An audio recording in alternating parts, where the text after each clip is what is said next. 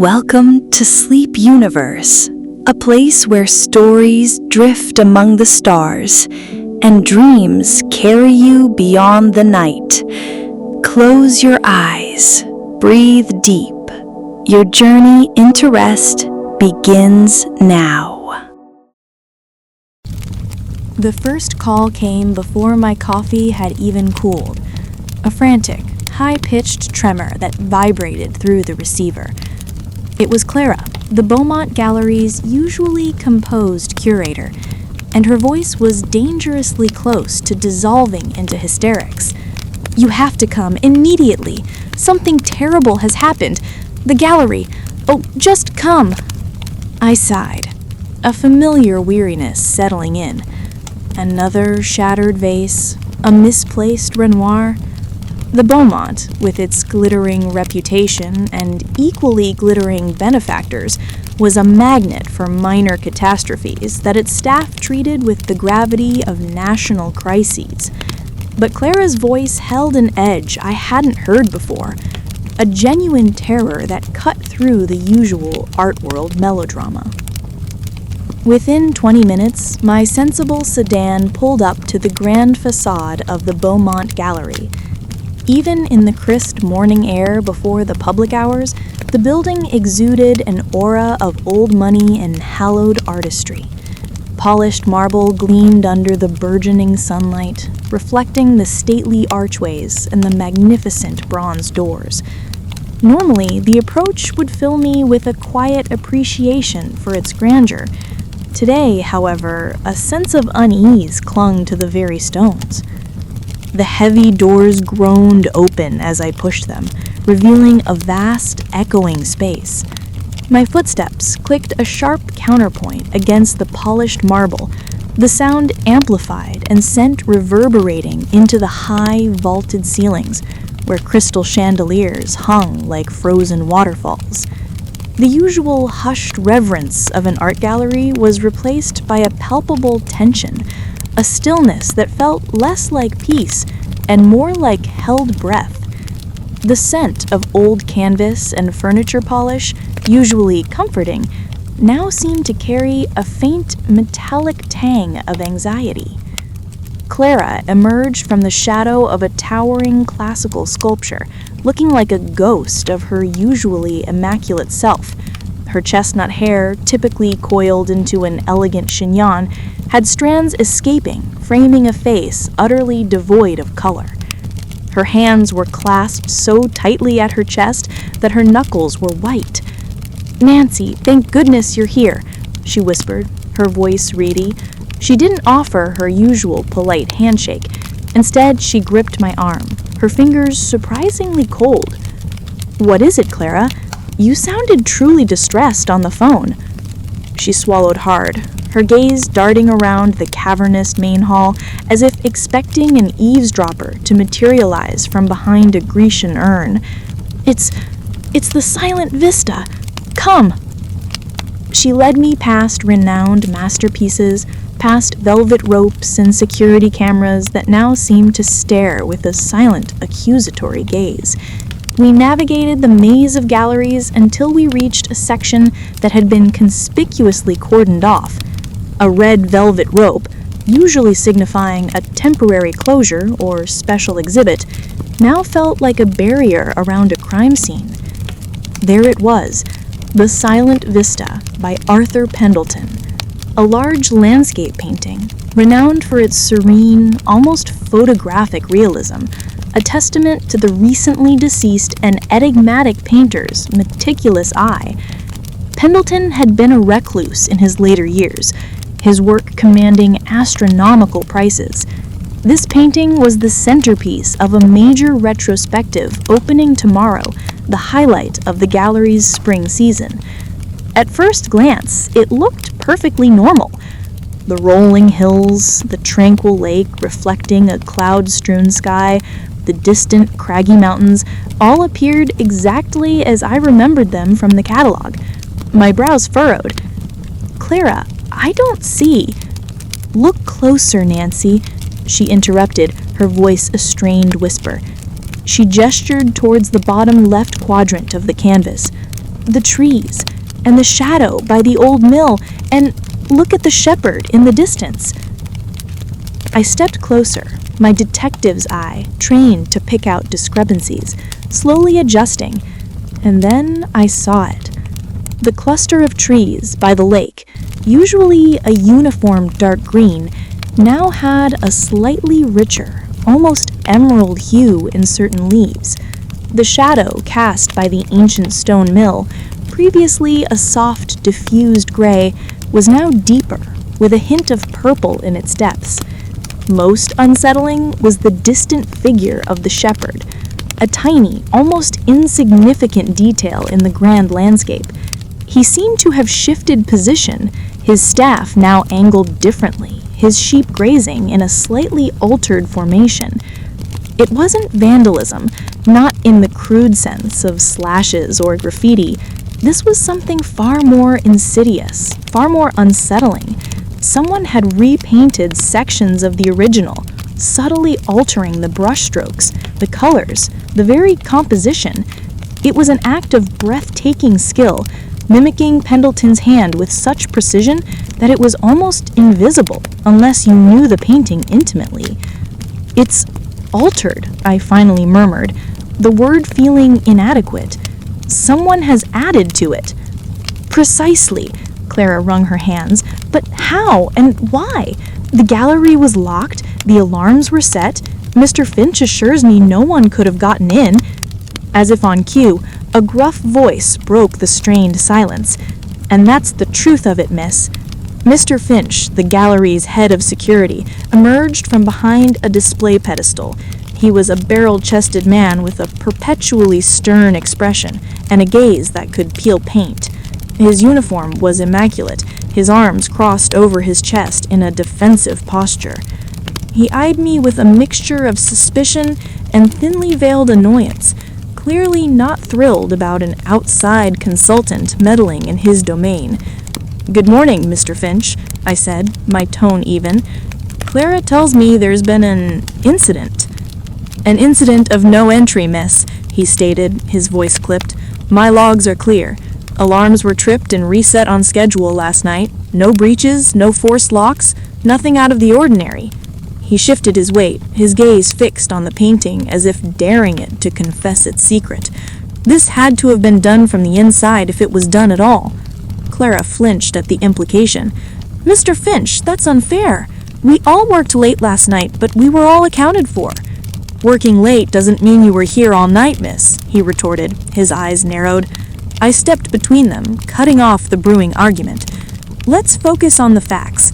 Who had access to this particular gallery after closing last night?" Mr. Finch grunted. "Myself for my rounds, Miss Clara for final checks, and that's it. Everyone else was gone by 7 p.m. "When would this alteration have taken place?" "Between closing last night, 8 p.m., and my morning rounds, 6 a.m., Clara supplied, her voice still shaky. "I did a final walkthrough, and I'm certain it was normal then. This morning, when the cleaning crew came in, one of them noticed something off about the lighting, apparently, and called me. What tools would be needed?" I mused aloud, circling the painting. "Paint, brushes, a good light source. It's incredibly skilled work. Someone didn't just slap paint on it. They knew what they were doing." "It's Arthur Pendleton's style, exactly. It's like he came back from the grave and added to his own work." The thought sent a shiver through her, and I admit, a small one through me too. "Why this painting?" I asked, looking from the subtly altered canvas to the nervous curator and the unyielding security guard.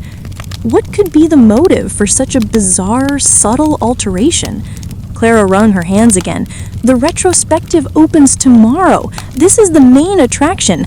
A scandal now, it would ruin the gallery." She looked at me, her eyes pleading.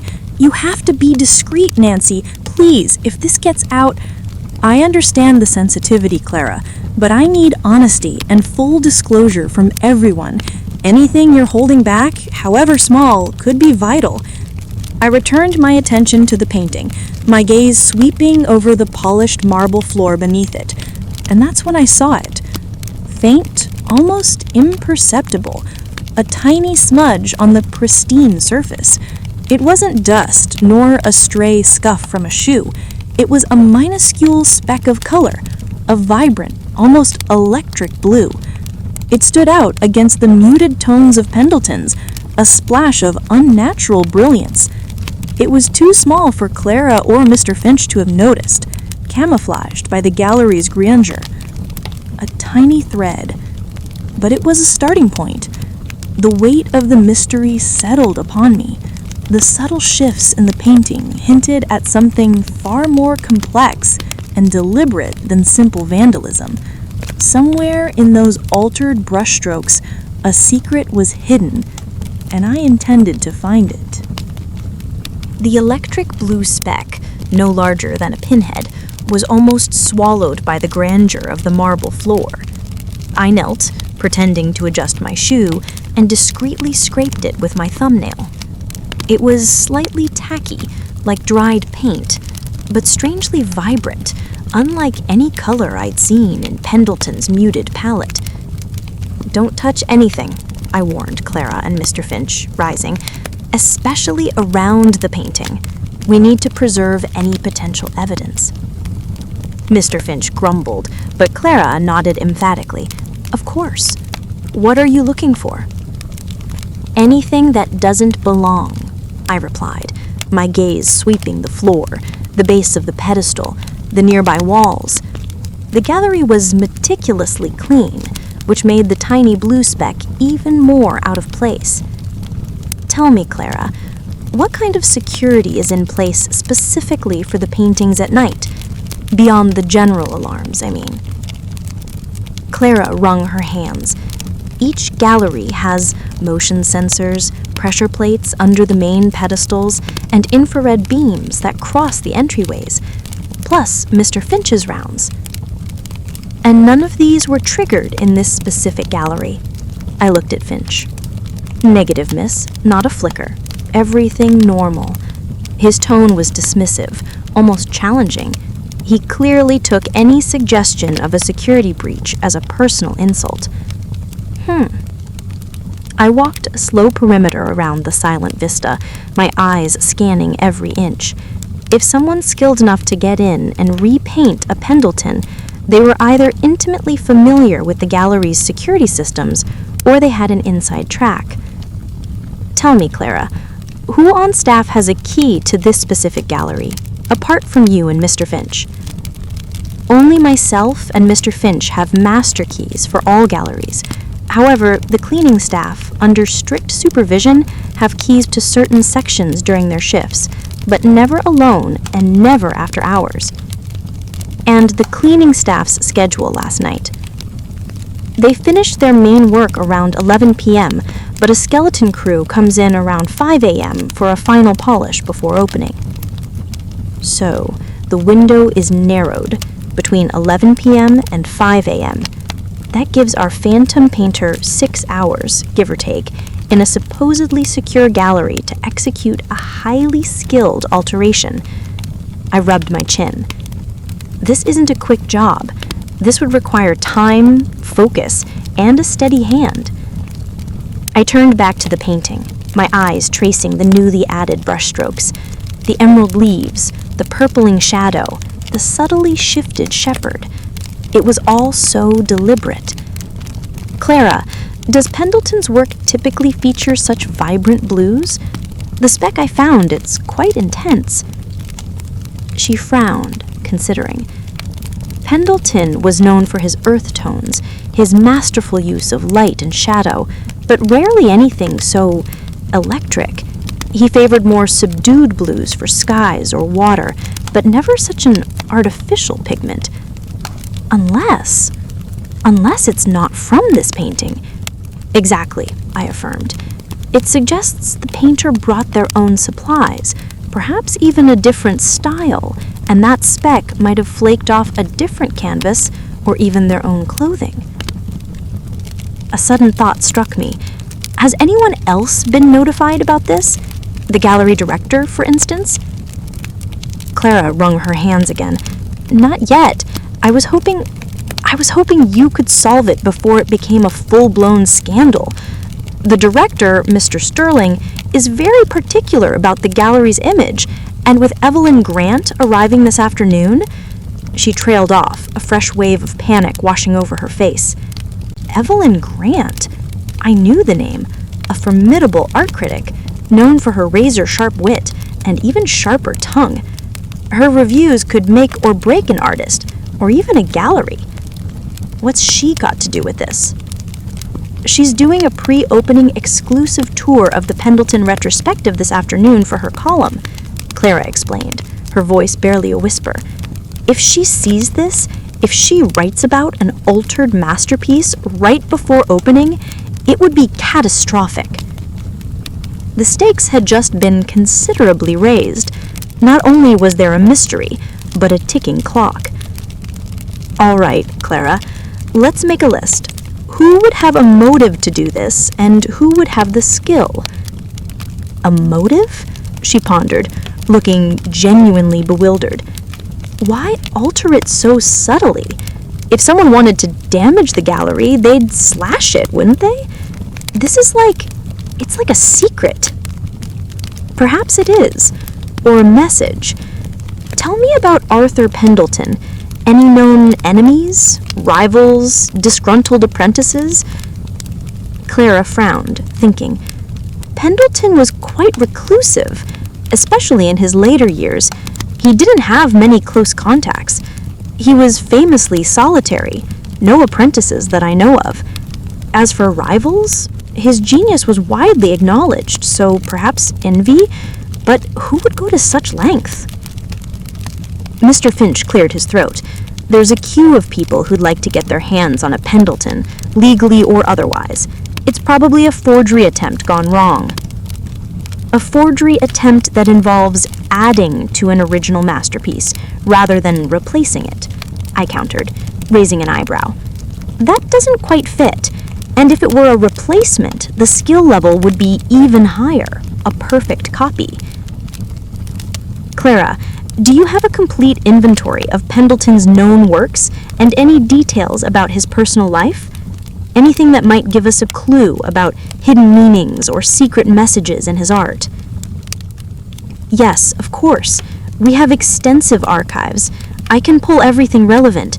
His personal diaries, letters, sketches. We acquired quite a collection after his passing. Excellent. I'll need to go through it. In the meantime, I want to speak to your security team, specifically anyone who worked last night, and the cleaning crew that discovered the anomaly this morning.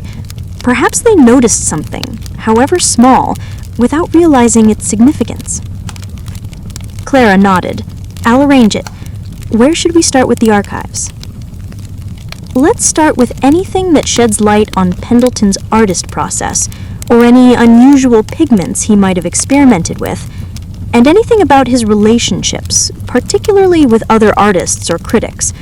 Sometimes a cryptic message is meant for a specific audience. As Clara bustled off, her steps a little more purposeful now that she had a task, I stood before the silent vista once more. The painting, even with its subtle alterations, held a profound beauty. But now that beauty was tinged with mystery, a silent question hidden in plain sight.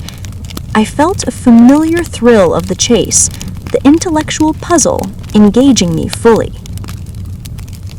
The Beaumont Gallery's archives were a world unto themselves, a hushed realm of temperature-controlled silence, and the faint, comforting scent of aged paper.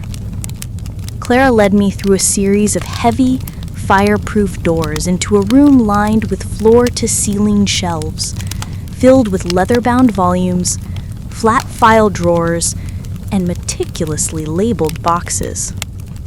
Pendleton's collection is in this section, she indicated, gesturing to several shelves overflowing with folders and binders. His personal effects, correspondence, early sketches, and of course, the full catalogue raisonné of his known works. We even have some of his old art supplies, donated by his estate. Any chance those supplies include a vibrant electric blue pigment? I asked. A flicker of hope? Clara shook her head, a soft frown on her face. Highly unlikely. Pendleton was a traditionalist. His palette was almost exclusively natural pigments, earth tones and the classical blues, lapis lazuli, cobalt, cerulean. Nothing artificial like the spec you described. My tiny clue seemed to deepen the enigma rather than clarify it. All right, I'll need to pore over these. In the meantime, arrange for me to speak with Mr. Finch's night shift and the cleaning crew who found the anomaly. I'll start here. Clara nodded, looking slightly more composed. I'll be just outside if you need anything. The security interviews will take some time to coordinate. She left me to the quiet solitude of the archives. I began my methodical descent into Arthur Pendleton's life and art. His early sketches revealed a keen eye for detail, a fascination with light and shadow that would become his hallmark. His letters were sparse, mostly professional, discussing commissions or exhibitions. There was little to glean about a secret life or hidden enemies. He seemed to have been exactly as Clara described, reclusive, dedicated to his craft, almost monastic in his devotion to art. I scanned his journals, hoping for a cryptic entry, a hint of a personal struggle that might lead to a hidden message in his work. Page after page revealed observations on landscapes, philosophical musings on the nature of beauty, technical notes on color mixing and brushwork. Nothing jumped out. Then, buried in a folder marked Early Career Correspondence, I found a small, rather ordinary-looking letter. It was dated over 30 years ago from a defunct art school in Paris. It was a rejection letter, actually, for a teaching position. What caught my eye wasn't the rejection itself, but the signature at the bottom. Evelyn Grant, the formidable art critic, due to arrive this afternoon. Could she have known Pendleton from so long ago? Had there been a history between them? The thought, however faint, tucked itself into the back of my mind. Hours later, my eyes were beginning to blur. I had learned a great deal about Pendleton's artistic evolution, but nothing concrete about the altered painting. Clara returned, looking harried. I've spoken with the night security team. Mr. Finch's junior officer, a young man named Tom, was on duty until midnight. He swore nothing was amiss when he finished his shift. Then Mr. Finch took over until 6 a.m. So the critical window is between midnight and 5 a.m. That places Mr. Finch on duty for most of it. And what about the cleaning crew? They're a husband and wife team, the Rodriguez. They've been with the gallery for years, utterly reliable. Maria was the one who first noticed something off about the silent vista. She said the light seemed different on it somehow. Can I speak to them? They've gone home for the day, but I can call them in tomorrow morning before opening. That would be helpful, I confirmed. I need to get a clear picture of who was where and when. Just then, a sharp, imperious voice cut through the quiet of the archives. Clara, darling, are you quite finished hiding away with your little detective? Some of us have deadlines, you know. Evelyn Grant. She stood in the doorway, a striking figure in a tailored pantsuit, her silver hair pulled back in a severe, elegant knot. Her eyes, sharp and intelligent, swept over me, lingering for a fraction longer than polite before settling on Clara. A faint knowing smile played on her lips. Evelyn, you're early, she stammered, clearly thrown. I was just going over some logistics. Logistics, indeed, Evelyn purred, her gaze flickering back to me. And who is this charming individual? Not another one of your gallery's consultants, I hope. They're usually quite dull. This is Nancy, Clara began, but Evelyn cut her off. I know who Nancy is. the detective, aren't you? What fascinating mystery has befallen the hallowed halls of the Beaumont today that requires your particular talents?" Her tone was laced with almost a feline curiosity, a dangerous glint in her eyes. She clearly suspected something was amiss. Clara visibly paled. "It's nothing, Evelyn, just a minor internal matter." Evelyn merely raised her perfectly sculpted eyebrow. "Oh, darling, you know I have a nose for minor internal matters that turn out to be rather juicy scandals. Is it about Pendleton? Is his masterpiece truly as perfect as the hype suggests? Or are there cracks in the facade?"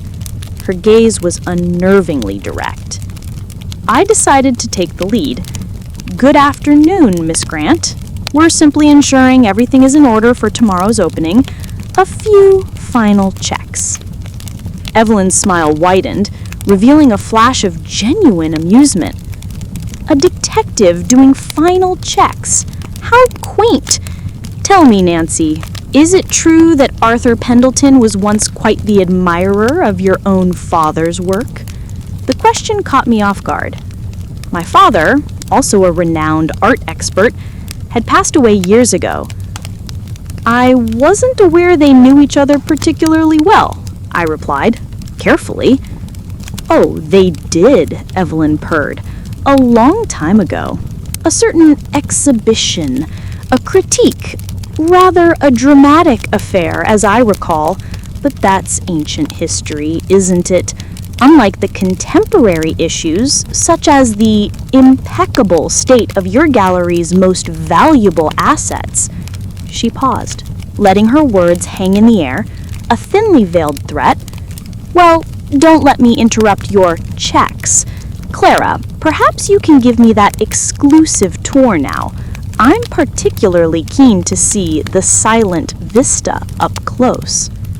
Clara looked like a deer caught in the headlights. "Of course, Evelyn. Right this way." She shot me a desperate, pleading look over her shoulder as Evelyn, with a triumphant smirk, swept out of the archives. The revelation about Evelyn Grant's connection to Pendleton, and now to my father, added another layer of intrigue. Her seemingly casual questions felt loaded, hinting at a deeper knowledge or perhaps even an agenda. She was clearly fishing for something. I sighed. The clock was ticking. Evelyn Grant was about to get a very close look at the altered painting, and if she discovered it, the minor internal matter would explode into a public scandal. I needed to move fast. My eyes fell back on Pendleton's collected works. What if the alteration wasn't just a message, but a response? A response to something in his own past, something Evelyn Grant seemed to know about. There had to be a common thread between the vibrant blue speck, the subtle alterations, Pendleton's reclusive life, and Evelyn Grant's sudden, keen interest. And I had a feeling it was all hidden within the brushstrokes of the silent vista. I followed Clara and Evelyn Grant out of the archives, my heart pounding a little faster than usual. The stakes were impossibly high now. Evelyn, with her almost supernatural knack for sniffing out scandal, was about to stand directly in front of the evidence.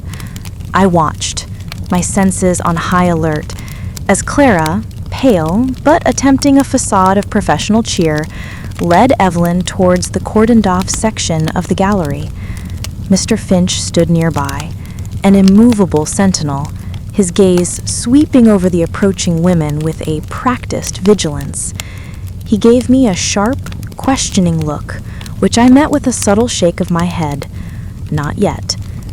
As they approached the silent vista, Evelyn's posture shifted. Her casual elegance became a focused intensity. She wasn't just observing, she was dissecting. She took a moment, a theatrical pause, to survey the painting from a distance, her head tilted, her silver hair catching the gallery lights. "Ah," "The silent vista," Evelyn murmured, her voice losing its edge of playful malice and taking on a tone of genuine appreciation. "Pendleton's magnum opus, some say. Such masterful command of light. It truly breathes." Clara managed a weak smile. "Indeed, it's one of our most treasured pieces." Evelyn slowly approached the velvet rope, her sharp eyes already scanning the canvas. She moved with a critic's practiced grace, her gaze sweeping from the upper right corner to the lower left, then back again, lingering on details. My breath hitched. Would she see it immediately? The subtle shifts? The changed colors? She paused, directly in front of the painting, her head tilting again. Her hand, adorned with a single elegant silver ring, rose slowly, almost as if she meant to touch the canvas, before stopping abruptly just short of the rope. Her expression shifted. The appreciative glint in her eyes was replaced by a slight narrowing, a faint frown that deepened the lines around her mouth.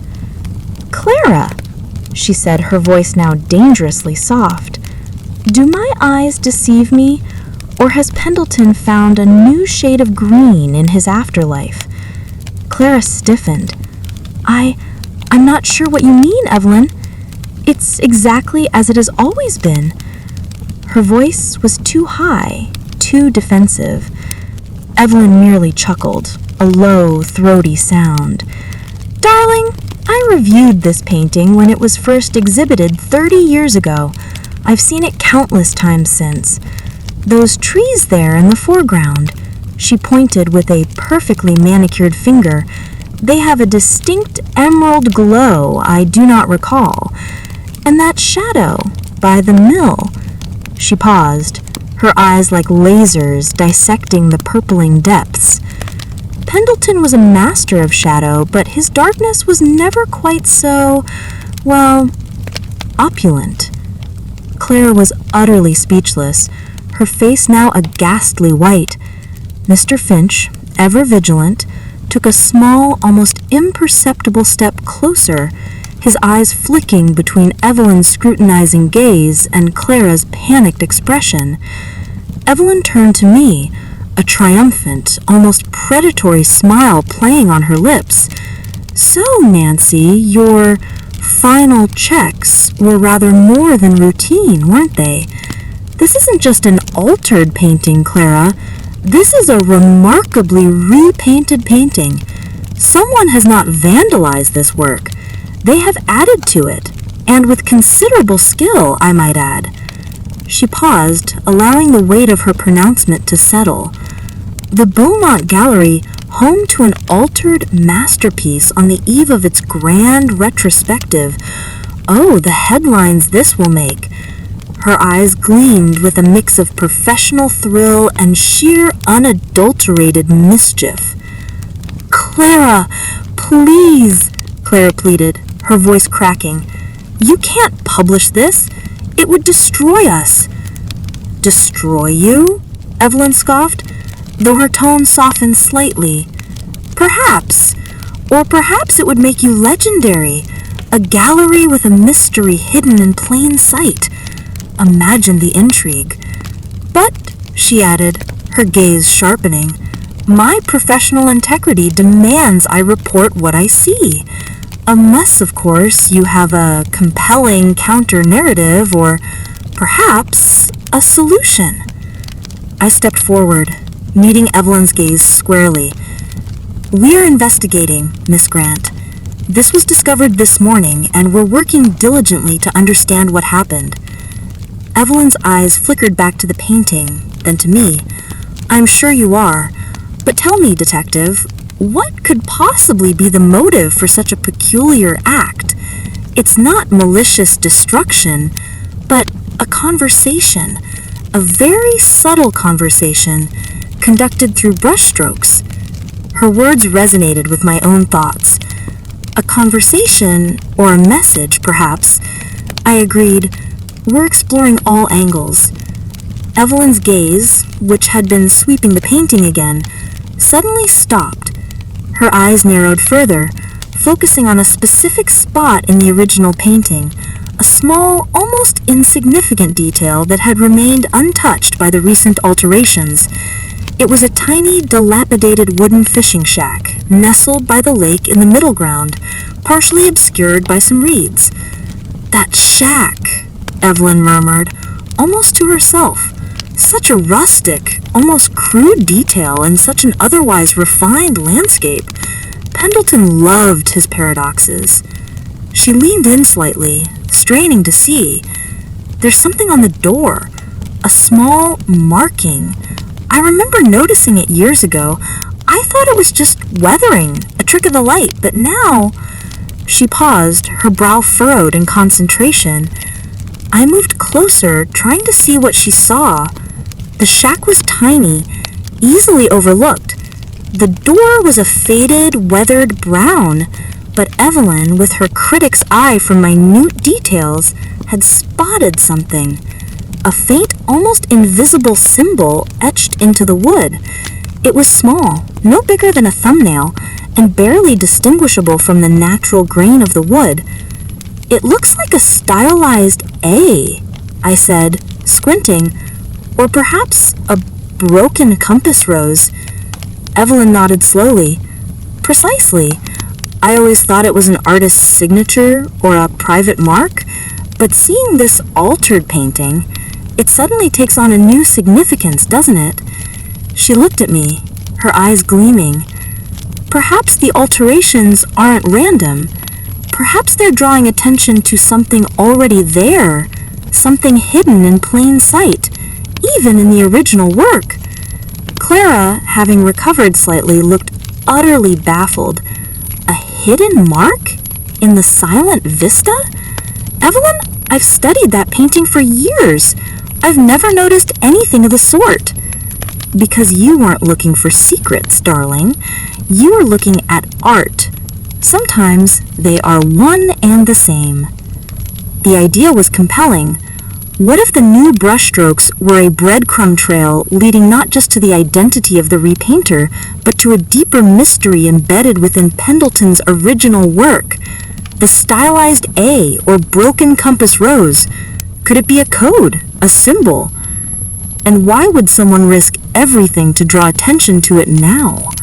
The game, it seemed, was well and truly afoot. The gallery felt colder after Evelyn Grant's departure, the silence thick with the unspoken threat of her impending column. Clara, however, had found a renewed sense of purpose, spurred by Evelyn's knowing jabs and the pressure of the looming deadline. "I've made some calls," Clara said, returning to the now even more unsettling silent vista.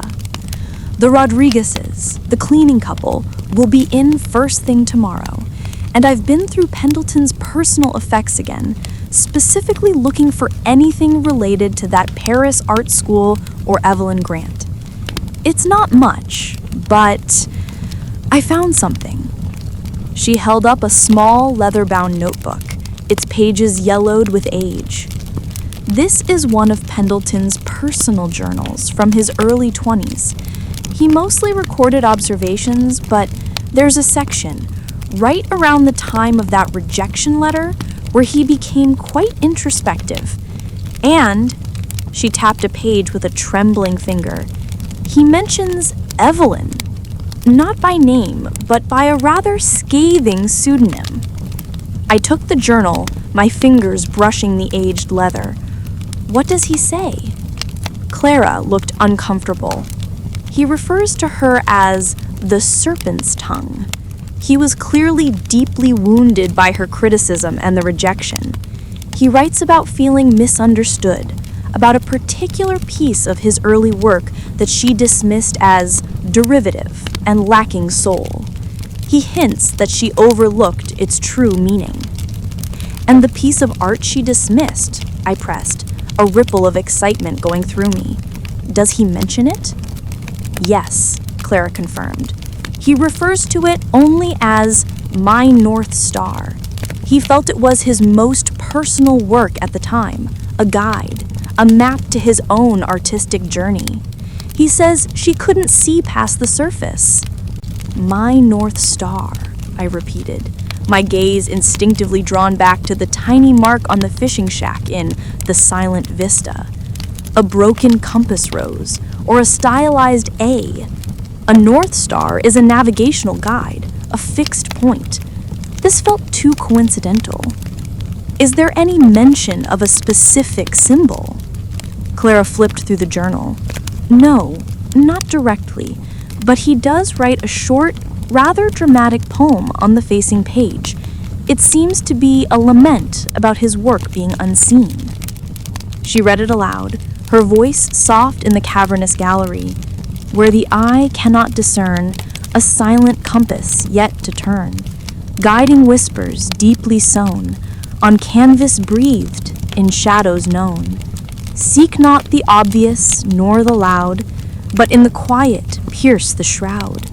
For by the lost the way is shown, when North Star's promise is overthrown. My mind raced. A silent compass yet to turn, guiding whispers deeply sown. By the lost the way is shown, when North Star's promise is overthrown. And the small mark on the shack looked like a broken compass rose, or a stylized A. A North Star is a navigational guide, a fixed point. This felt too coincidental. Is there any mention of a North Star painting? Does it still exist, or was it destroyed after Evelyn Grant's critique? Pendleton was known to destroy works he deemed failures, Clara admitted, her brow furrowed. It's not listed in the main catalog raisonné. But wait, she paused, tapping her chin. I remember a small note in one of the acquisition folders.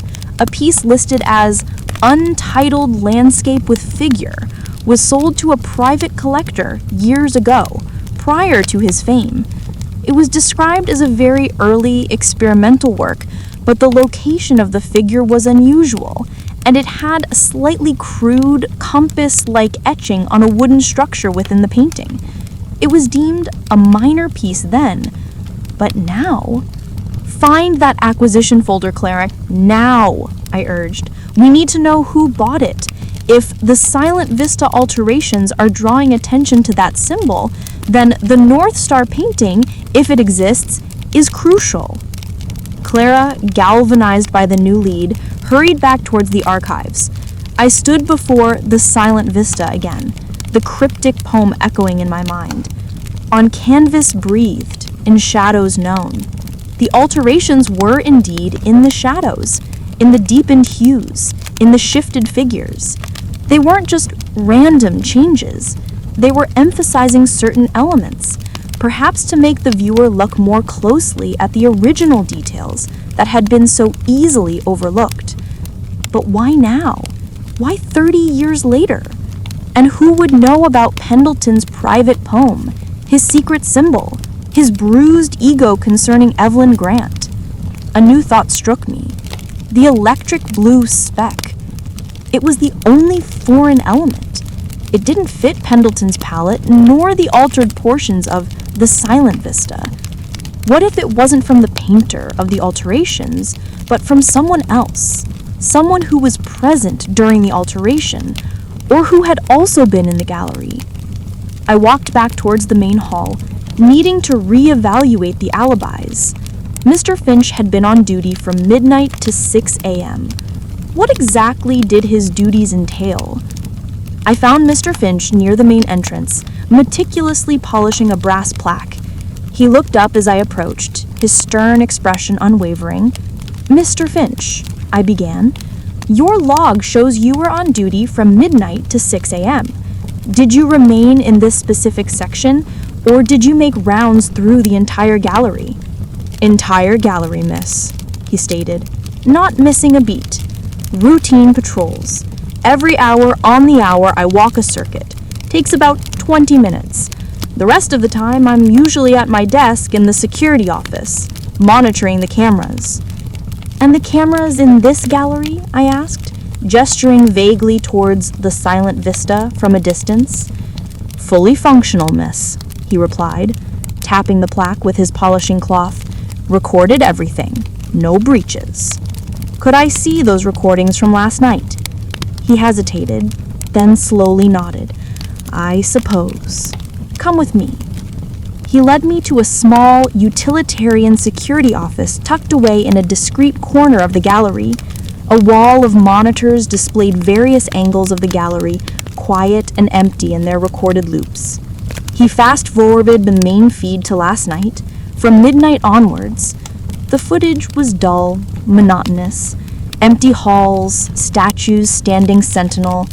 Then at precisely 1 a.m., 2 a.m., 3 a.m., 4 a.m., and 5 a.m., Mr. Finch himself appeared, a stoic figure moving through the halls on his rounds. His flashlight beam cut through the darkness, illuminating sculptures and paintings, always passing by the silent vista. I watched intently as his 4 a.m. round passed the painting. The camera angle was wide, showing the entire wall. The painting appeared normal. Then at 5 a.m., during his next round, the camera feed paused. Mr. Finch looking directly at the painting, then moving on. When he was out of frame, I noticed it. The slightest flicker in the recorded image, a blink and you'll miss it distortion in the corner of the frame, right at the edge of the silent vista painting.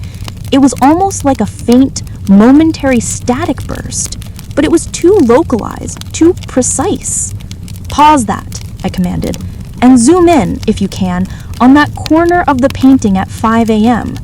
Mr. Finch grumbled but complied. He rewound the footage a few seconds before 5 a.m., then zoomed in. As the 5 a.m. mark hit and Mr. Finch passed by, the faint static-like distortion was more visible, a fleeting shimmer.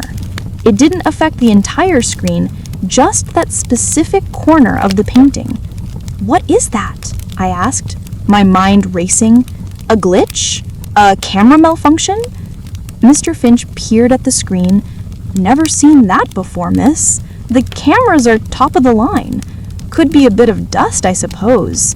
But he sounded unconvinced.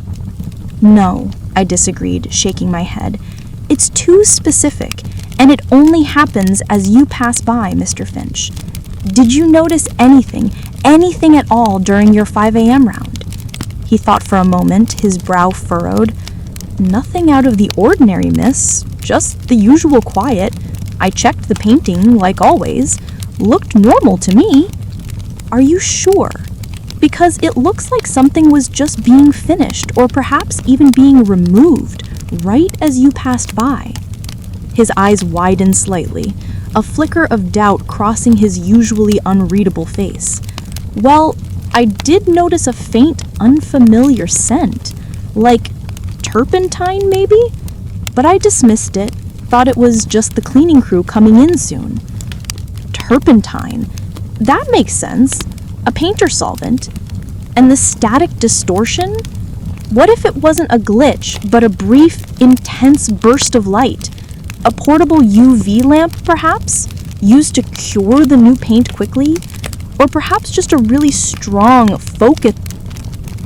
My phone buzzed, pulling me from the hypnotic loop of the security footage.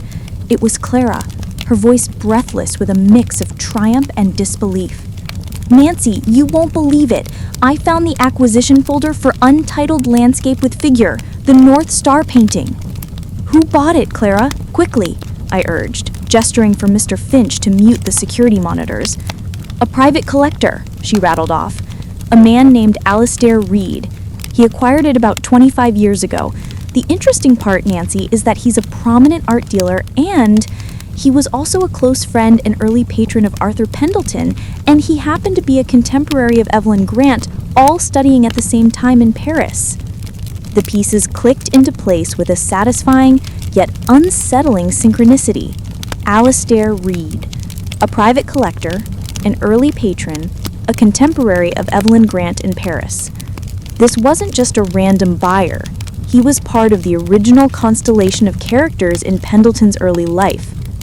"Clara, do we have any contact information for Mr. Reed?" "Yes, it's all here. But Nancy, why is this so important? This was a minor piece decades ago. Because, Clara, I explained, I believe the alterations to the silent vista are meant to draw attention to that early painting, the North Star. The hidden compass rose, the poem Evelyn's pointed remarks, it all points to a deeper, decades-old mystery that is now resurfaced. Alistair Reid might be the key to understanding Pendleton's true intent and perhaps even to the identity of our phantom painter. I'll try to reach him immediately, Clara said, her voice filled with newfound determination.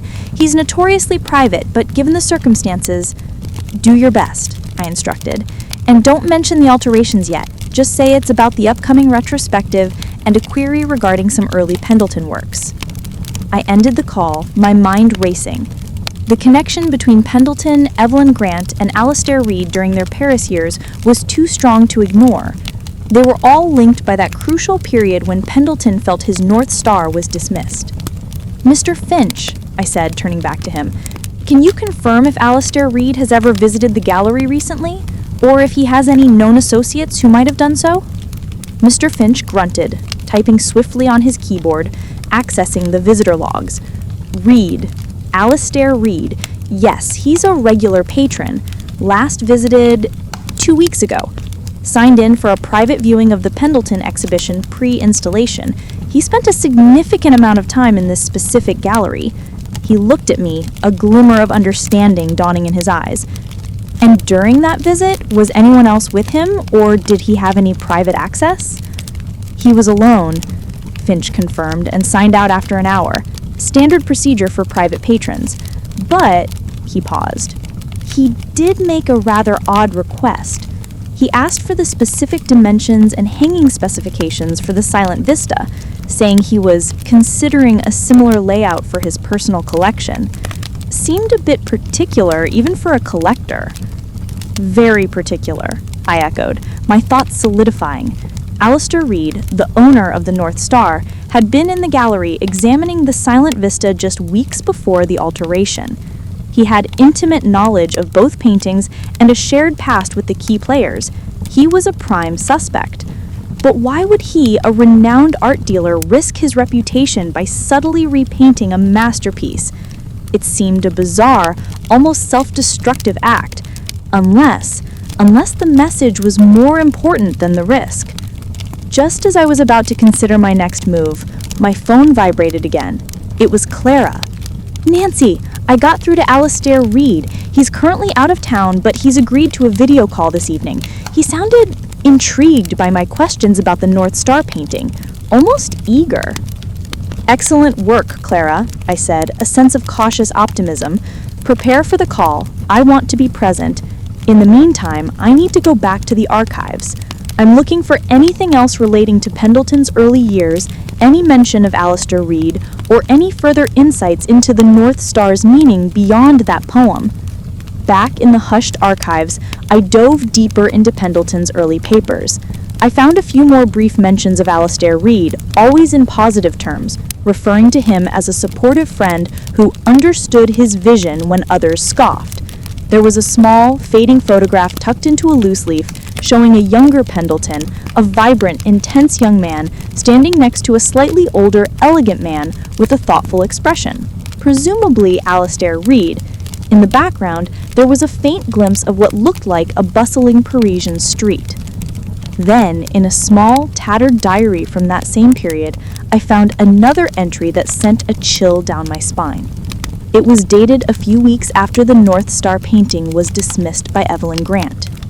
The serpent's tongue has poisoned my spring, but Alistair sees the truth. He understands the map. He said he would safeguard it, protect its secret until the time was right. My true vision, hidden within plain sight, will one day guide those who truly seek. The map.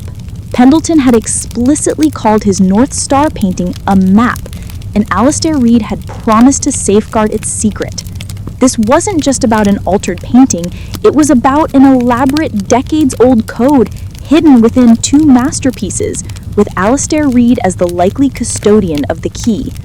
The alterations to the silent vista were not just random, they were part of a planned, intricate revelation. the emerald trees, the purpling shadow, the shifted shepherd, they had to be specific markers, navigational points on Pendleton's map. And the electronic blue speck. My mind flashed back to the camera footage, the faint static, the smell of turpentine. If Alistair Reed was the painter, why would he leave such a glaring clue? Unless it wasn't a mistake, unless it was another deliberate breadcrumb, perhaps even a signature of sorts for someone else to find. As evening approached, the gallery grew quiet, shadows lengthening across the polished floors. Clara had set up a video conference in her office, the large screen dominating her antique desk. We waited for Alistair Reed to appear. When his face finally materialized on the screen, he was exactly as he looked in the old photograph, albeit older and with more distinguished silver hair. His eyes, however, still held the same thoughtful intensity. "Clara, my dear, thank you for reaching out. And I presume this is Nancy, the esteemed detective I've heard so much about. You seem to be quite busy at the Beaumont these days." "Mr. Reed," I began, cutting straight to the point, "we're investigating a very sensitive matter here at the gallery concerning the silent vista. We believe it may be connected to an earlier work of Pendleton's, one you own, Untitled Landscape with Figure, or as Pendleton privately referred to it, the North Star." Alistair Reed's face vanished. His expression became unreadable, a careful mask. He paused for a long, deliberate moment, then let out a slow, deliberate sigh. "I knew," he finally said, his voice quiet but firm. "I knew they would be made, because I was the one who made them." Clara gasped beside me. I felt a surge of confirmation, but also a deeper knot of confusion. The esteemed art dealer, the friend and patron of Pendleton, had subtly repainted a masterpiece? "Why, Mr. Reed?" I asked, keeping my voice calm. "Why now, after all these years? And what is the map that Pendleton spoke of? What secret is hidden in the North Star?" Alistair Reed leaned forward, his eyes suddenly intense. "It's a truth, detective. A truth that Arthur Pendleton wanted revealed, but only when the time was right. A truth about his greatest work. A truth that Evelyn Grant deliberately buried. And the time is right because tomorrow her greatest lie will be put on public display next to the very painting that exposes it." My mind reeled. Evelyn Grant's lie? A deliberately buried truth? What lie, Mr. Reed? What truth? "The truth about the serpent's tongue," he said, his voice laced with a bitter edge. "And the truth about the missing masterpiece. Pendleton's true North Star was never a minor work, detective. It was his genius. And Evelyn Grant ensured it would never see the light of day. Until now." Clara stared at the screen, her mouth agape. Evelyn Grant? A lie? A buried masterpiece? "Mr. Reed, what are you saying?" Alistair Reed's expression remained grim. "Arthur was a profoundly sensitive artist, as you know, Clara. Evelyn's scathing critique of his early North Star painting wasn't just harsh, it was deeply manipulative. She didn't just dismiss it as derivative. She actively sought to discredit it, to ensure it would never gain recognition. She called it a childish scrawl, an unfocused mess, and she convinced potential buyers and other critics of its worthlessness." "But why?" I interjected, trying to process the enormity of his claim. What would she gain? "Control," Reed replied, his expression hardening. "Arthur was a profoundly sensitive artist, as you know, Clara. Evelyn's scathing critique of his early North Star painting wasn't just harsh, it was deeply manipulative. She didn't just dismiss it as derivative, she actively sought to discredit it, to ensure it would never gain recognition. She called it a childish scrawl, an unfocused mess, and she convinced potential buyers and other critics of its worthlessness." "But why?" I interjected, trying to process the enormity of his claim. What would she gain? Control, Reed replied, his voice hardening. Arthur was a profoundly sensitive artist, as you know, Clara. Evelyn's scathing critique of his early North Star painting wasn't just harsh, it was deeply manipulative. She didn't just dismiss it as derivative. She actively sought to discredit it to ensure it would never gain recognition. She called it a childish scrawl, an unfocused mess, and she convinced potential buyers and other critics of its worthlessness. But why? I interjected, trying to process the enormity of his claim. What would she gain? Control, Reed replied, his voice hardening. Evelyn has always craved control, power. Arthur, in his vulnerable early days, was an easy target. She saw his nascent genius, yes, but also his insecurity. She wanted to shape the narrative of her generation of artists, to elevate those she approved of and bury those who threatened her vision or those who dared to defy her. So she deliberately sabotaged his early career? Clara whispered, horrified. She tried, Reed corrected. But Arthur was tenacious. He confided in me. He knew the North Star was a breakthrough for him, a pivotal work. It wasn't just a map, it was a blueprint for his entire artistic philosophy. He painted it as a direct response to a profound personal tragedy, a deeply coded work of self-expression. Evelyn, however, dismissed it as emotionally indulgent and aesthetically unsound. And the painting itself, I pressed, is the North Star, the untitled landscape with figure you own? Alistair Reed shook his head slowly. No, detective. That was a decoy. A piece I acquired, yes, to deflect attention. The true North Star. That was Pendleton's real triumph. And after Evelyn's attack, he believed it was too dangerous to be publicly displayed. He became convinced she would find a way to destroy it, or worse, to claim its ideas as her own. So, he asked me to safeguard it, not just by owning it, but by hiding it. My mind flashed back to Pendleton's journal. Alistair sees the truth. He understands the map. He said he would safeguard it, protect its secret until the time was right. Hidden how? I asked, my heart thumping. That, detective, Alistair said, a faint, almost mischievous smile returning to his lips, is the secret revealed by the alterations to the Silent Vista. Arthur and I devised a plan. He would create a series of works that, subtly, contained clues to the whereabouts of the North Star. The Silent Vista, being his most renowned landscape and a centerpiece for any major retrospective, was always intended to be the final, most crucial piece of the puzzle. So the alterations, I deduced, the emerald trees, the purpling shadow, the shifted shepherd, they're not random changes. They're part of that map, pointing to the true location of the North Star. Precisely, Reed confirmed.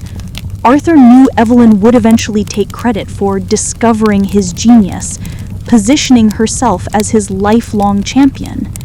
He also knew she would be at this retrospective. He wanted the truth to be unveiled under her very nose, a final, poetic justice. And the electric blue speck? I asked, remembering my first clue.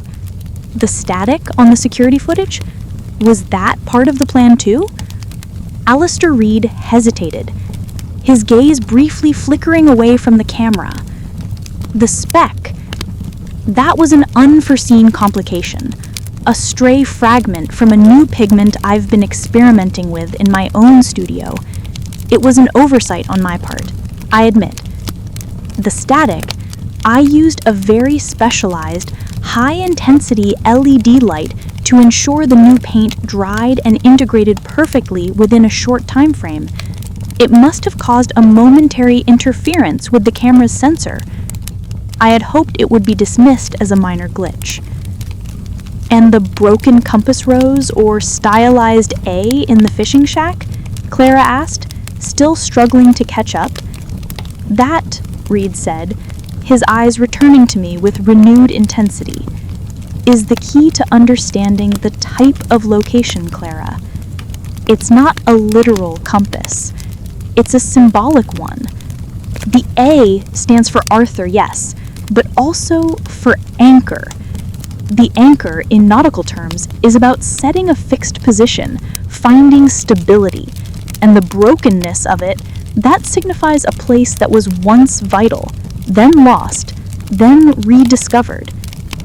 An anchor, I mused. So the painting is hidden somewhere related to an anchor, a fixed, stable point that was once lost. Alistair Reed nodded slowly. And the alterations in the silent vista are the precise coordinates, the emerald trees, the deeper shadow by the mill, the shifted shepherd. They're all references to specific points, specific angles and distances that, when overlaid on a detailed map of a certain location, will reveal the true resting place of the North Star, a place Arthur called his haven. A haven, I repeated, a thought clicking into place.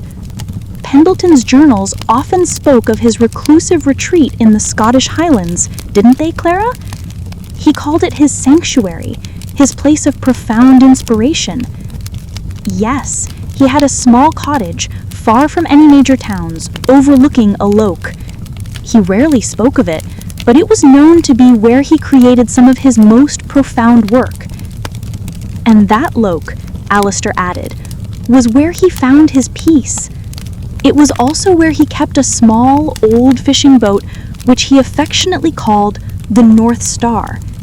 He would anchor it in a specific cove, a hidden spot only he knew.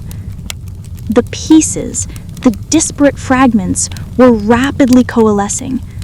So the North Star painting is hidden at his Scottish retreat, in a location signified by the altered elements of the silent vista and the anchor symbol in the fishing shack?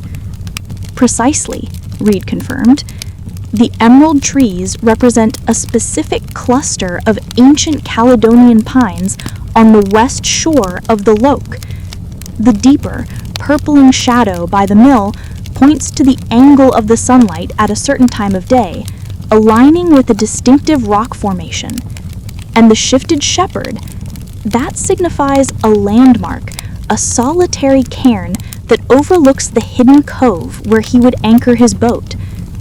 So in essence, I summarized, you meticulously repainted the silent vista to create a visual treasure map to expose Evelyn Grant's past deceit and reveal the true North Star painting at Pendleton's Scottish retreat, all timed to coincide with the retrospective and her arrival?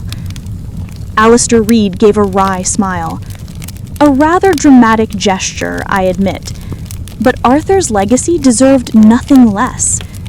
Evelyn Grant, in her arrogance, believed she had the final word on his early work.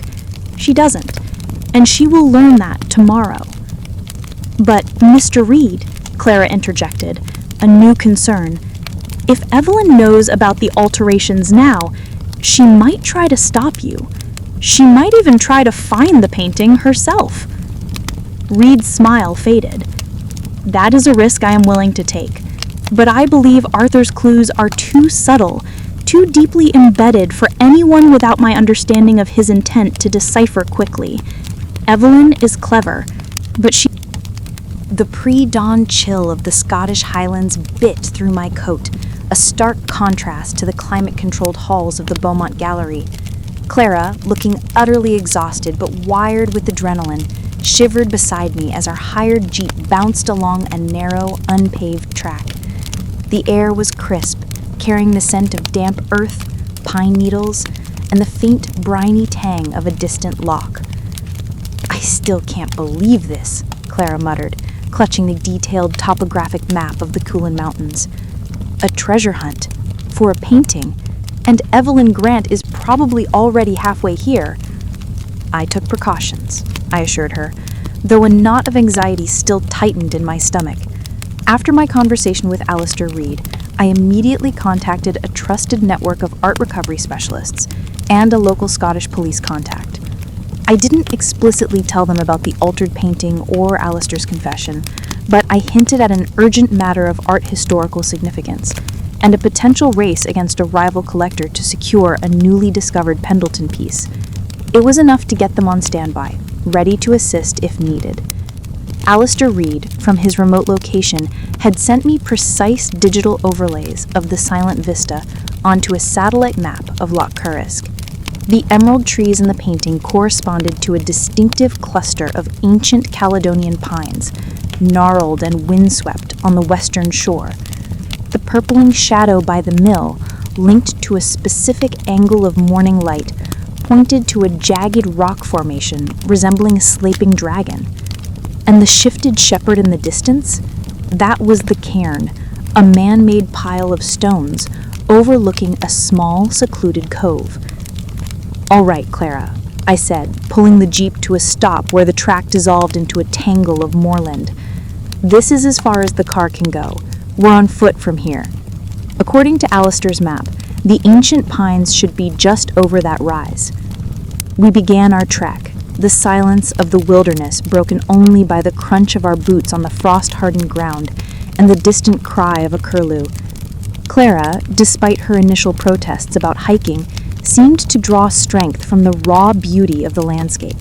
Her eyes scanned the horizon, searching for the landmarks.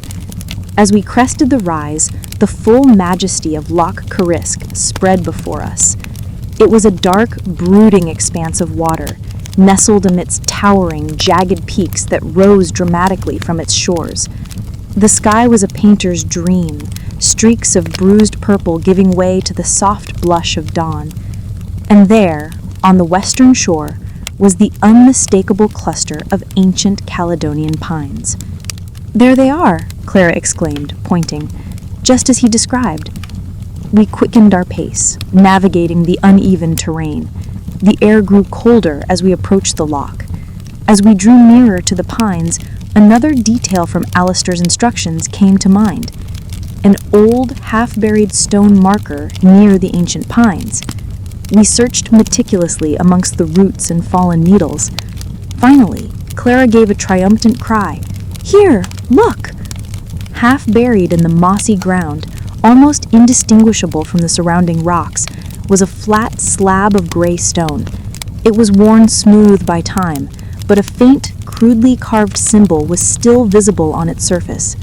A stylized A, or a broken compass rose, exactly like the one in the silent vista. "The anchor," I murmured, tracing the symbol with my finger. "Pendleton's final clue." Beneath the stone, a small, rusted metal box was partially exposed. It was clearly old, designed to be camouflaged and waterproof. With some effort, we managed to pry it open. Inside, wrapped in oilskin, was not a map, but a single, exquisitely carved wooden box. "What is it?" Clara breathed, her voice filled with awe.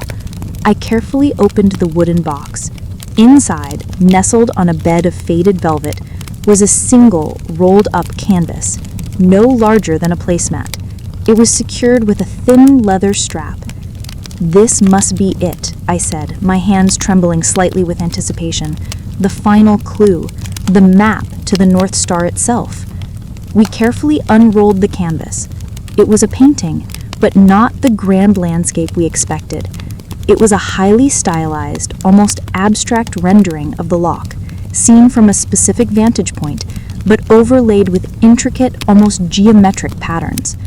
A series of dots, lines, and strange symbols were painted in a vibrant, almost electric blue, the exact color of the speck I'd found on the gallery floor.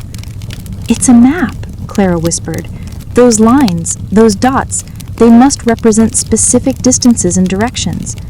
And in one corner of the small painting, emblazoned with confidence and clarity, was a distinct, full compass rose, its needle pointing due north, with a prominent N carved beside it. This is the true North Star, I realized. Not a landscape to be appreciated, but a detailed navigational map created by Pendleton using his own unique artistic language. Just as we began to decipher the intricate patterns, a distant whirring sound broke the silence. It grew louder, rapidly approaching. A helicopter. My blood ran cold. Evelyn Grant, I breathed. She moved faster than I anticipated. "What do we do?" Clara asked, her voice tight with panic. "We follow the map," I said, my gaze fixed on the small canvas in my hands, "and we make sure we get to the North Star before she does."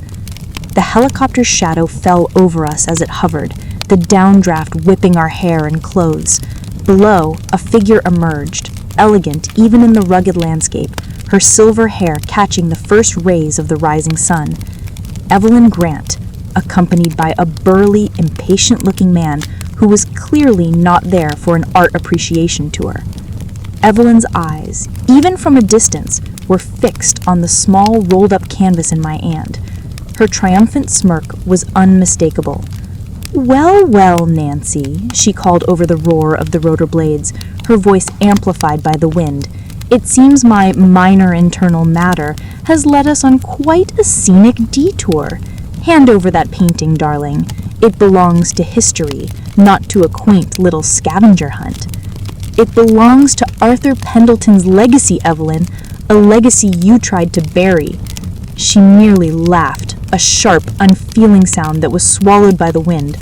"Such melodrama. Give it to me, or my associate here will be happy to retrieve it." The burly man began to advance. "Clara, grab the map and run," I yelled, knowing I couldn't outrun them, but I could buy her time. "Go to the cove, the one with the cairn. I'll distract them." Clara, despite her fear, didn't hesitate. She snatched the small painting from my grasp and with surprising agility scrambled away, disappearing behind the ancient pines, following the directions to the shepherd's cairn. I stood my ground, facing Evelyn and her associate, the wind whipping around me. The race was on. The fate of Pendleton's true masterpiece and the truth of his life's work hung in the balance, a silent compass, finally ready to turn. The burly man Evelyn had brought with her was surprisingly swift. He moved with a practiced efficiency that spoke less of art collection and more of intimidation. I braced myself, knowing a physical confrontation was inevitable. "Don't be foolish, detective," Evelyn called out, her voice still carrying over the fading roar of the helicopter as it ascended slightly, waiting. "That painting is worth millions. Don't risk your neck for Alistair Reed's petty revenge." "It's not about revenge, Evelyn," I retorted, sidestepping the burly man's first lunge. "It's about truth, Arthur Pendleton's truth." My training in self-defense, usually reserved for shadowy alleyways or dusty crime scenes, proved surprisingly effective on the uneven terrain of the Highlands. I ducked under a swinging arm, using the ancient pines as cover, forcing him to weave through the gnarled roots. I knew I couldn't hold him off forever, but I had to buy Clara time. "Clara, keep going!" I yelled, hoping my voice would reach her. Meanwhile, Clara, clutching the small, vibrant blue map painting, scrambled over the rough terrain. Her breath hitched in her throat, her lungs burning, but the image of Pendleton's elegant, wounded face from the old photograph spurred her on. She glanced at the map, its abstract lines and dots suddenly making sense in the context of the looming peaks and the dark expanse of the loch. "The shepherd's cairn," she muttered to herself, pushing through a thicket of heather. The rock formation, the angle of the light.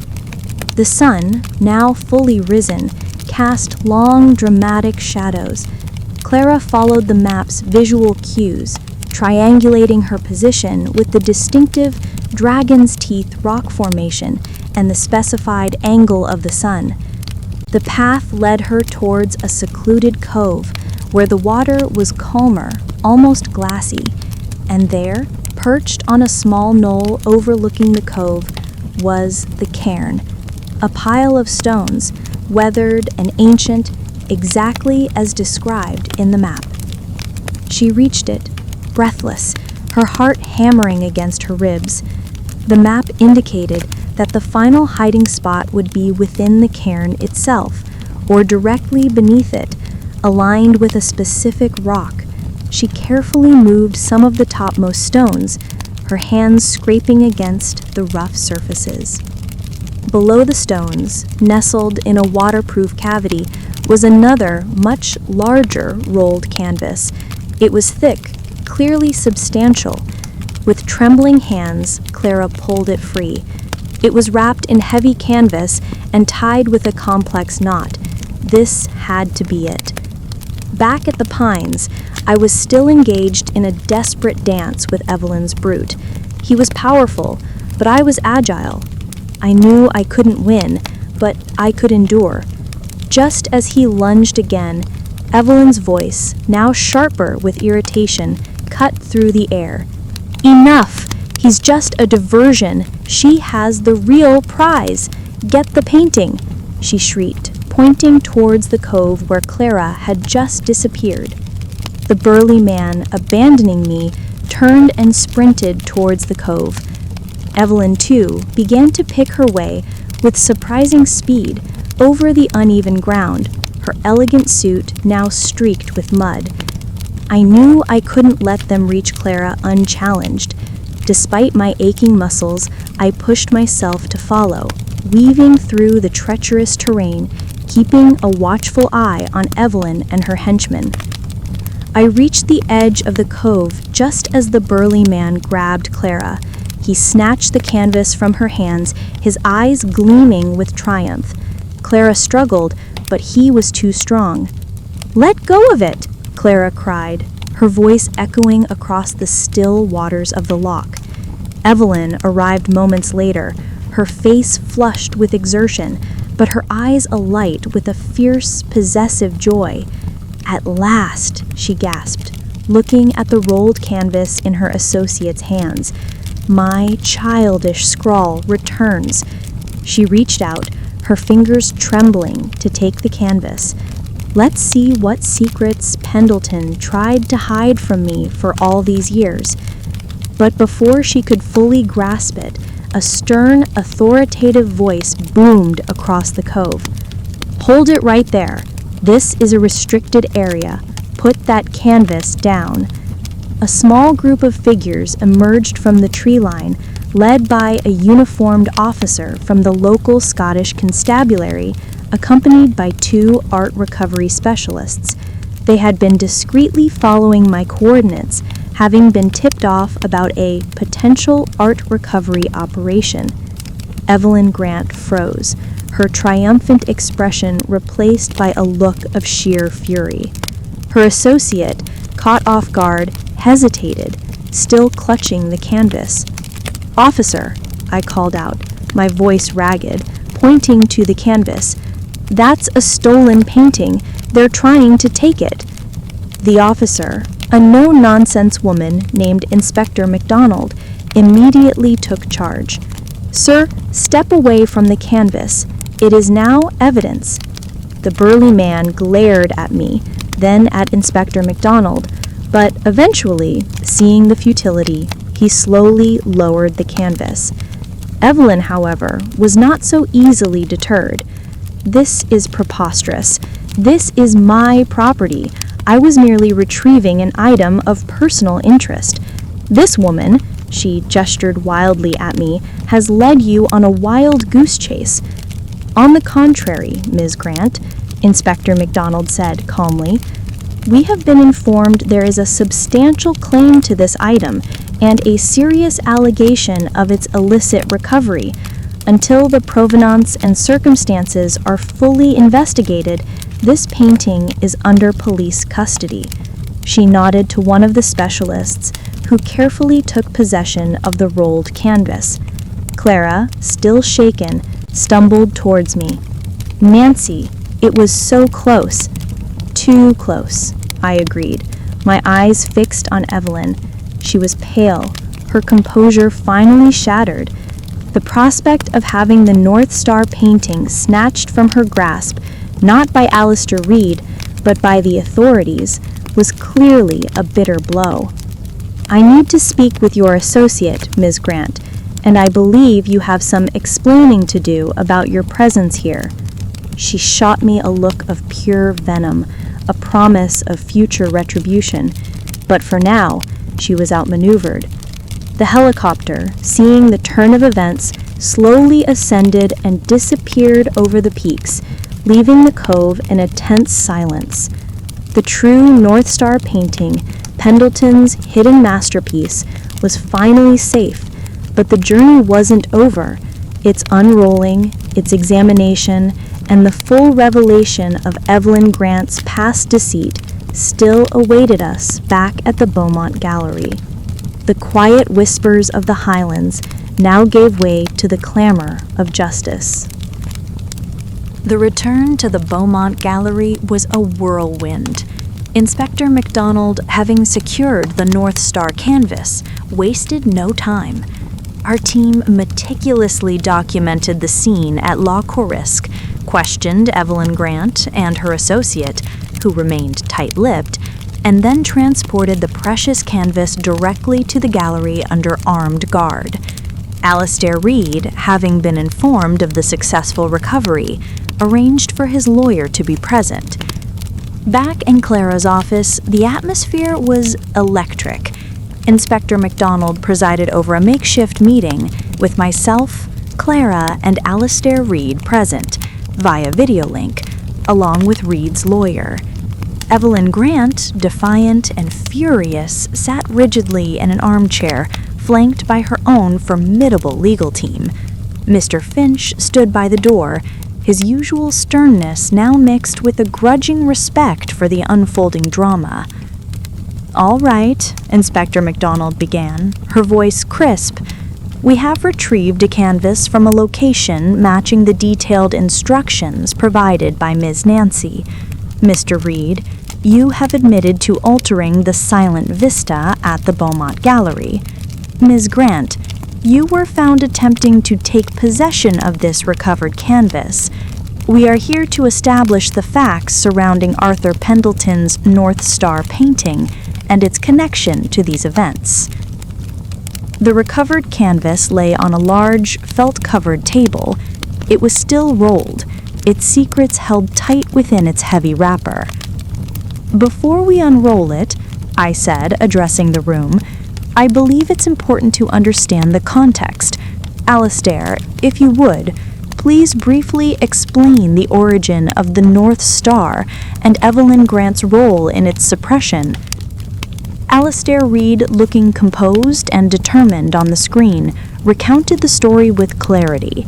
He spoke of Pendleton's youthful genius, the deeply personal nature of the North Star, its symbolic significance as a map to Pendleton's artistic soul, and Evelyn Grant's ruthless critique aimed at discrediting the work and, by extension, Pendleton's early vision.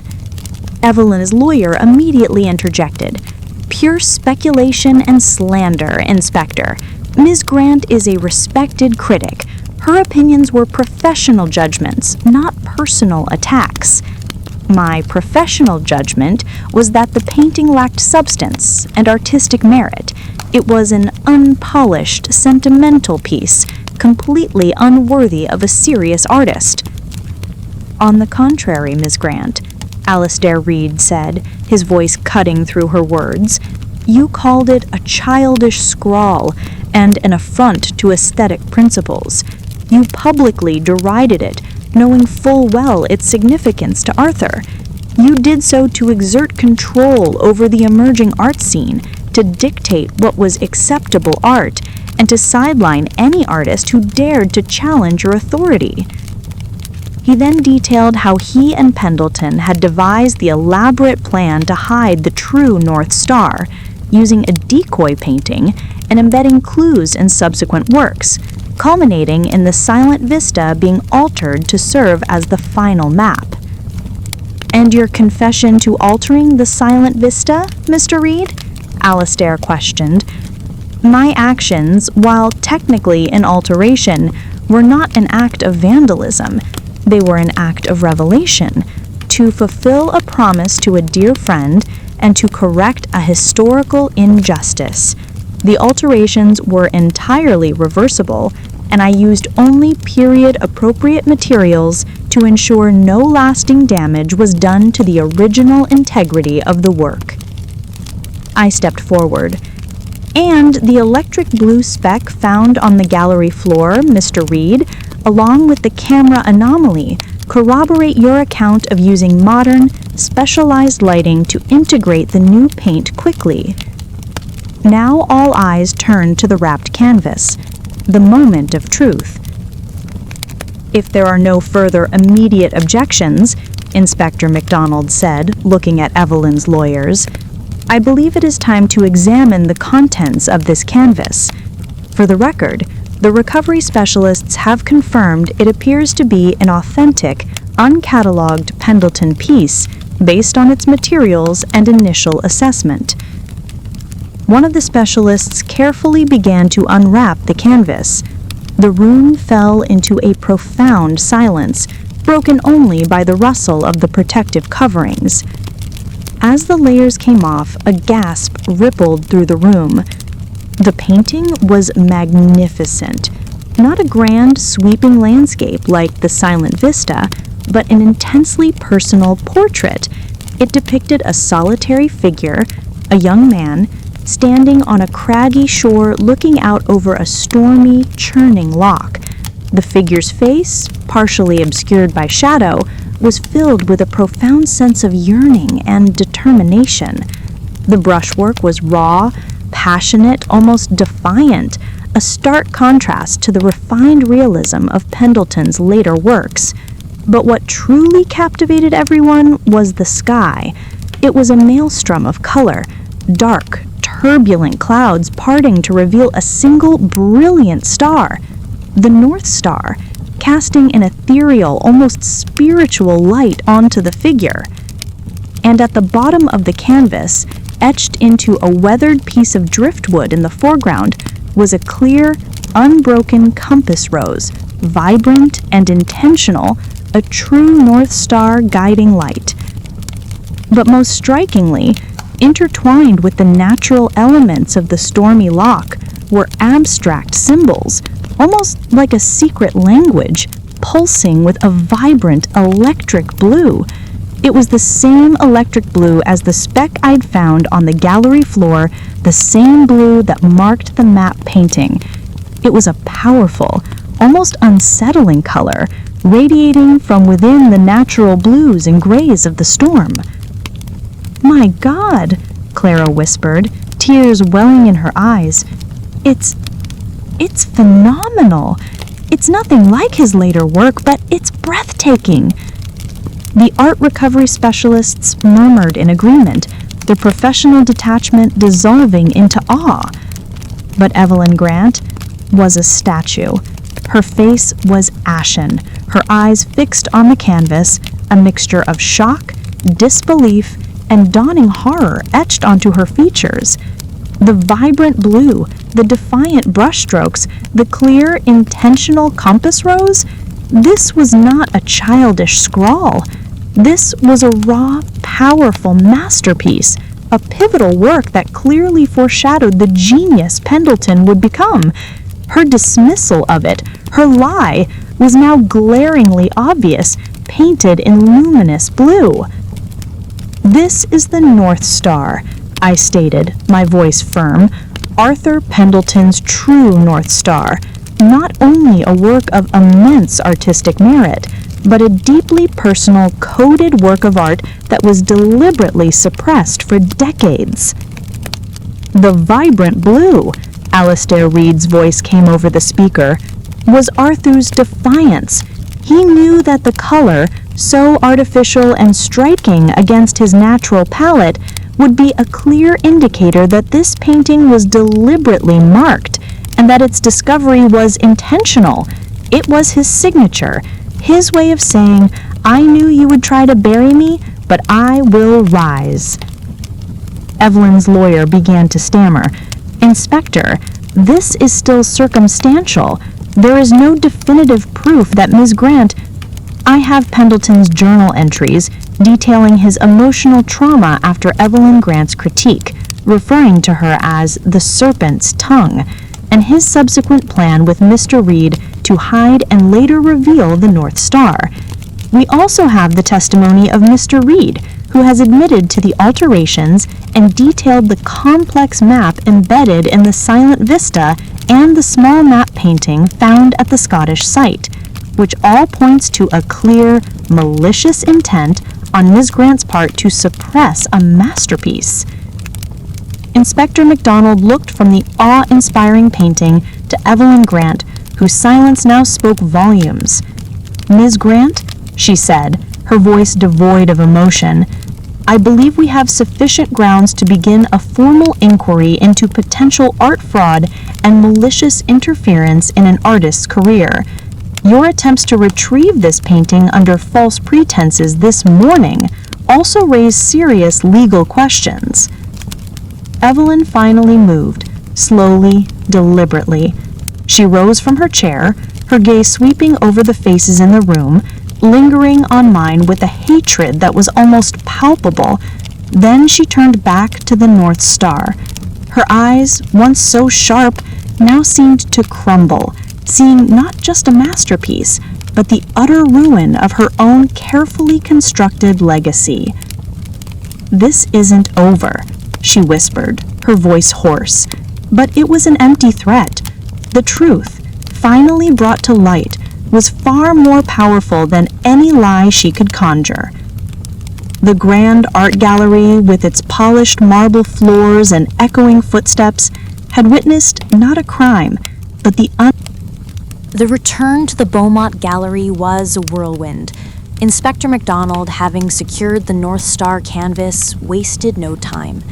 Her team meticulously documented the scene at Loch Carusic, questioned Evelyn Grant and her associate, who remained tight-lipped, and then transported the precious canvas directly to the gallery under armed guard. Alistair Reed, having been informed of the successful recovery, arranged for his lawyer to be present. Back in Clara's office, the atmosphere was electric. Inspector MacDonald presided over a makeshift meeting with myself, Clara, and Alistair Reed present via video link, along with Reed's lawyer.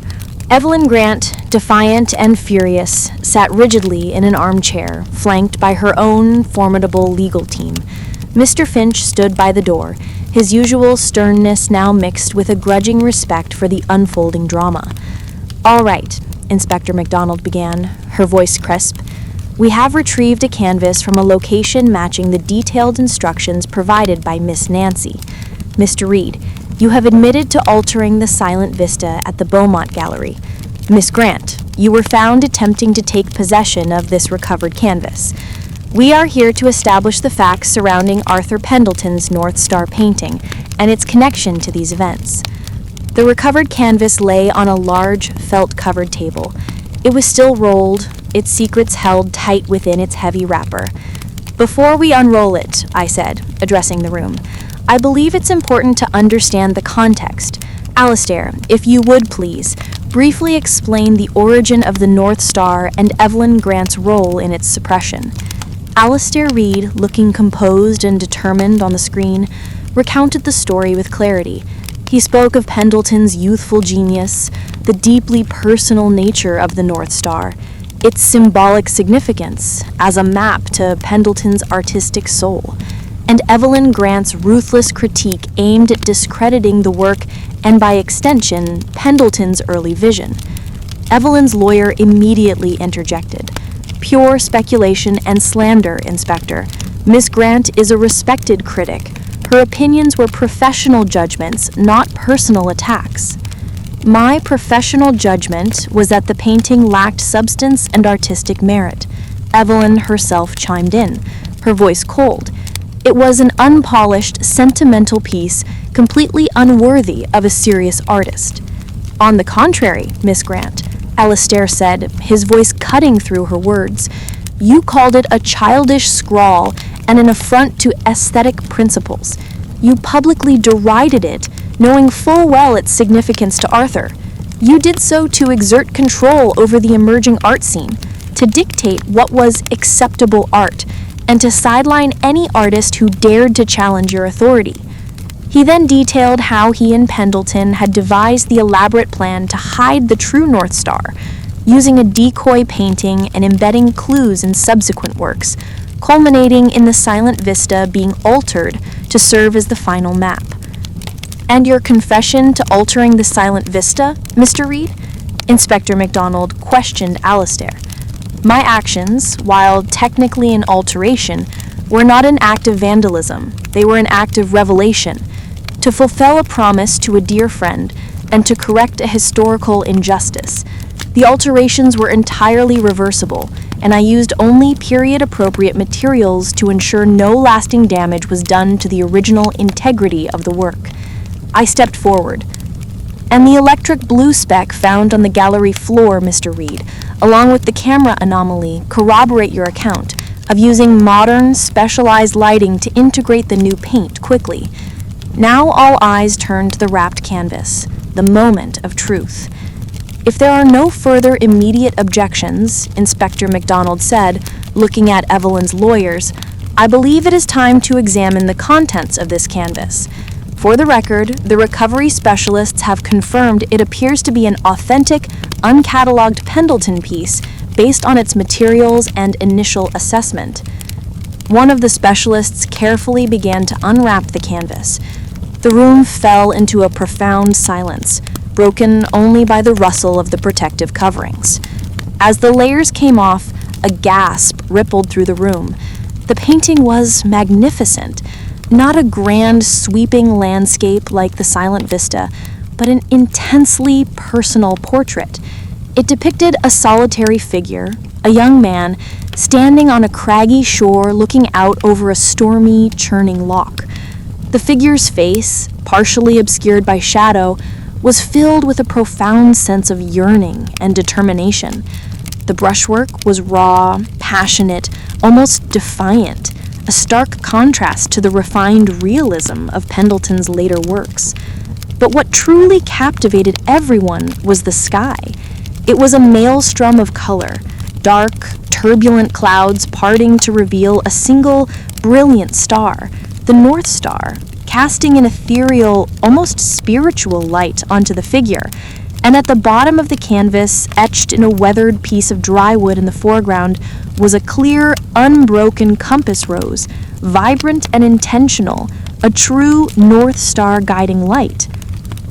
But most strikingly, intertwined with the natural elements of the stormy loch, were abstract symbols, almost like a secret language, pulsing with a vibrant electric blue. It was the same electric blue as the speck I'd found on the gallery floor, the same blue that marked the map painting. It was a powerful, almost unsettling color, radiating from within the natural blues and grays of the storm. "My God," Clara whispered, tears welling in her eyes. It's phenomenal. It's nothing like his later work, but it's breathtaking." The art recovery specialists murmured in agreement, their professional detachment dissolving into awe. Evelyn Grant, however, was a statue. Her face was ashen, her eyes fixed on the canvas, a mixture of shock, disbelief, and dawning horror etched onto her features. The vibrant blue, the defiant brushstrokes, the clear, intentional compass rose. This was not a childish scrawl. This was a raw, powerful masterpiece, a pivotal work that clearly foreshadowed the genius Pendleton would become. Her dismissal of it, her lie, was now glaringly obvious, painted in luminous blue. "This is the North Star," I stated, my voice firm. "Arthur Pendleton's true North Star. Not only a work of immense artistic merit, but a deeply personal, coded work of art that was deliberately suppressed for decades." The vibrant blue, Alastair Reed's voice came over the speaker, was Arthur's defiance. He knew that the color, so artificial and striking against his natural palette, would be a clear indicator that this painting was deliberately marked and that its discovery was intentional. It was his signature, his way of saying, I knew you would try to bury me, but I will rise. Evelyn's lawyer began to stammer. Inspector, this is still circumstantial. There is no definitive proof that Miss Grant... I have Pendleton's journal entries detailing his emotional trauma after Evelyn Grant's critique, referring to her as the serpent's tongue, and his subsequent plan with Mr. Reed to hide and later reveal the North Star. We also have the testimony of Mr. Reed, who has admitted to the alterations and detailed the complex map embedded in the silent vista and the small map painting found at the Scottish site, which all points to a clear, malicious intent on Miss Grant's part to suppress a masterpiece. Inspector MacDonald looked from the awe-inspiring painting to Evelyn Grant, whose silence now spoke volumes. Miss Grant, she said, her voice devoid of emotion, I believe we have sufficient grounds to begin a formal inquiry into potential art fraud and malicious interference in an artist's career. Your attempts to retrieve this painting under false pretenses this morning also raise serious legal questions. Evelyn finally moved, slowly, deliberately. She rose from her chair, her gaze sweeping over the faces in the room, lingering on mine with a hatred that was almost palpable. Then she turned back to the North Star. Her eyes, once so sharp, now seemed to crumble, seeing not just a masterpiece, but the utter ruin of her own carefully constructed legacy. This isn't over, she whispered, her voice hoarse. But it was an empty threat. The truth, finally brought to light, was far more powerful than any lie she could conjure. The grand art gallery, with its polished marble floors and echoing footsteps, had witnessed not a crime, but the unearthing of a decades-old secret. The quiet whispers of Arthur Pendleton, deeply sewn on canvas, had finally turned into a resounding truth, illuminating a path to his true genius, guided by a silent compass and a defiant North Star. The puzzle of the painted gallery was solved, and Arthur Pendleton's true legacy at last shone brightly.